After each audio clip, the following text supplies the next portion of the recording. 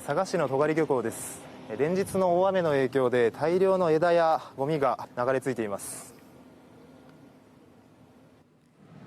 九州各地を襲った今回の豪雨で有明海には大量のゴミや木々などが流れ着いています。県有明海漁協は今朝からその回収作業に当たっていて、このうち佐賀市の戸狩漁港では明日以降、佐賀市と漁協が協力し大きな流木などを撤去することになっています。